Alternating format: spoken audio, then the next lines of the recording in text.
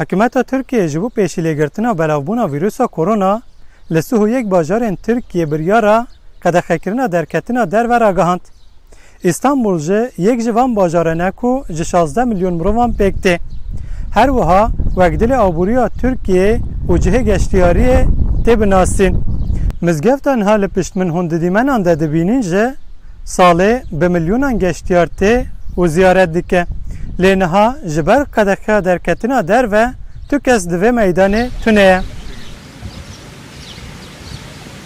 مزگفت آیا صوفیا بریا 1488 سالان ددم و امپراتوری رومای ده ویده میوکدر هاتیه چیکرن. لبرانبری وی مزگفت سلطان احمد هیه. اف درجه ددم عثمانی آن ده بریا 411 سالان هاتیه چیکرن.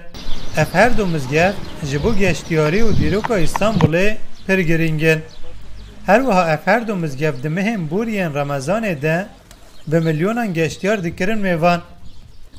لی سال همو مزگفتن لترکیه جبر ویروسا کرونا گرتی تنه هشتن. استانبول هم جبر کو قدخه درکتنا در و هیه هم جبر کو قدخه درکتنا چوینو هاتنا در و باجر هیه زیارتوانین هر دو مزگفتان پر کم بویه. لالی اکدم وجه لگور دانه انوالیتیا استانبول دمها ریوندان ده 1,017,000 گشتیار هاتن استانبوله.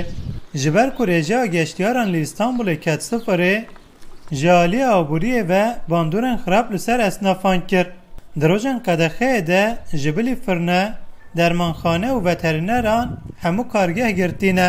محمود چلیک کرد نوبداری سوکه که پچوک لامینونیه دیکه. نه تازه şu anda turist tınene. Turist nema. Genellikle yerli memaya yani turist ne nemaya. Çünkü hayat şartı zor, pek zor bir yani artık millet gidip bulanamadı. Kira gizlen bine kira kabulün taksite kabulün gışaş bine geçer bugün bu yani. Suat dere mesela her dükkan kadar demere de şoğulun le şeş mere dükkan derin boş biminin dükkanda kahve çarmer ya.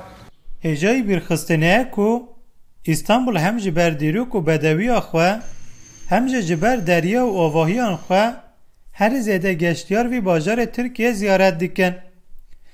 لینها به هزاران اسناف هم جبر ویروس و کرونا هم جبر کو گشتیار تونه دالی آبوریه ده زرار دیکن. من بوتانی دنگ امریکا استانبول